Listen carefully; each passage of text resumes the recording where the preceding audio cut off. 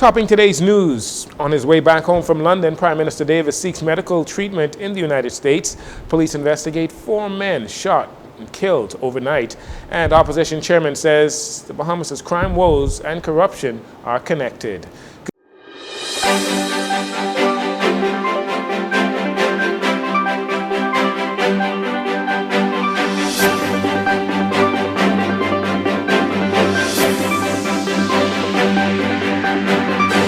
Good evening, Bahamas. I'm Jcn Saunders. This is your JCN Evening News. It is a pleasure to have you join us. From London, where he conducted a series of meetings this week, Prime Minister Philip Davis is now traveling to the United States, where he will undergo treatment to address the compression of the sciatic nerve, which usually originates along the spinal cord when nerve roots become compressed or damaged. Symptoms for the Prime Minister can include tingling, numbness, or pain, which radiates to the buttocks, the legs, and down to the feet.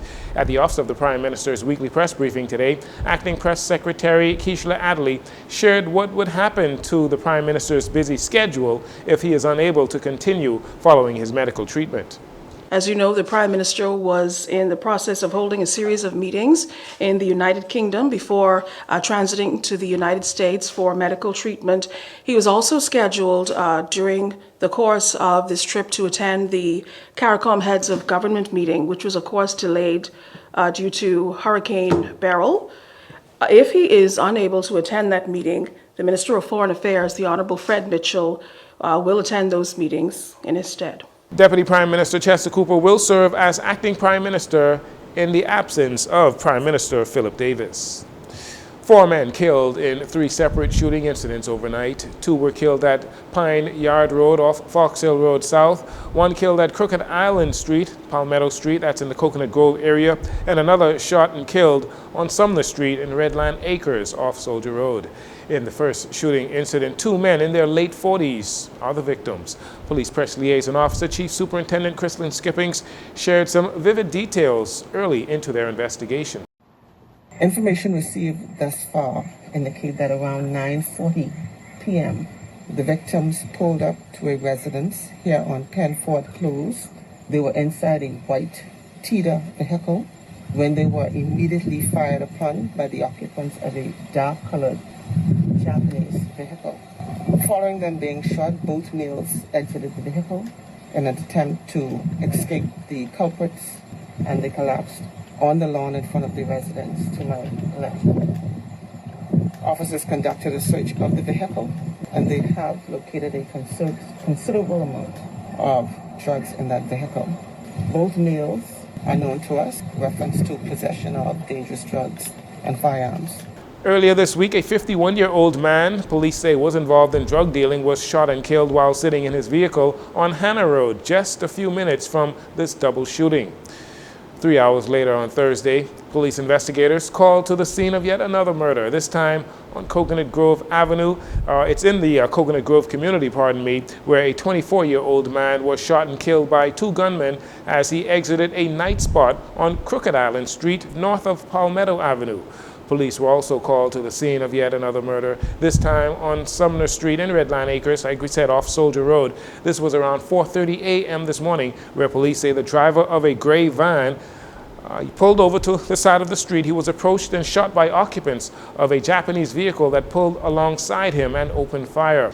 These incidents propel the number of murders for the year to 69 in country.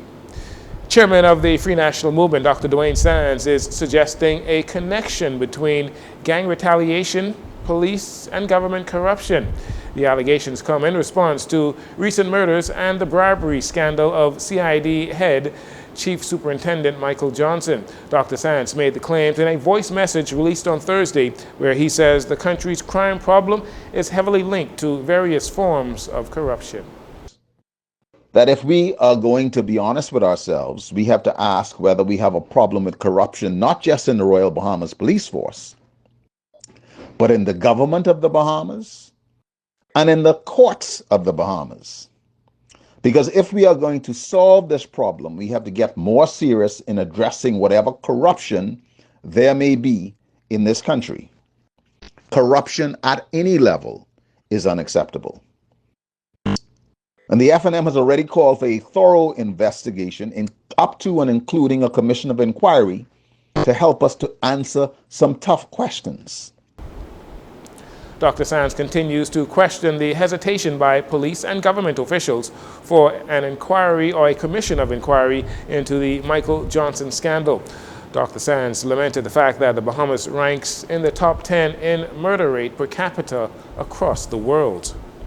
A former police officer has been formally charged with a shooting incident that took place at the scene of one of the country's recent murders. Appearing before Chief Magistrate Roberto Reckley on Thursday, Desire Bien faced charges of causing dangerous harm and possession of an unlicensed firearm with the intent to endanger life. Bien is accused of shooting Tracy Russell in the leg and in the upper body while at a club on Nassau Street near Christie Park on Sunday past. Police believe Russell is responsible for killing 28-year-old Travis Williams and shooting another person following an altercation at the nightclub. Russell remains in hospital under police guard. Meanwhile, the former police officer Bien, who was interdicted from the police force, should not have been in possession of a weapon. He was remanded to prison and will return to court on October 10th for the presentation of a voluntary bill of indictment. You're listening to JCN News. We'll take a break here. We'll be right back after these commercials.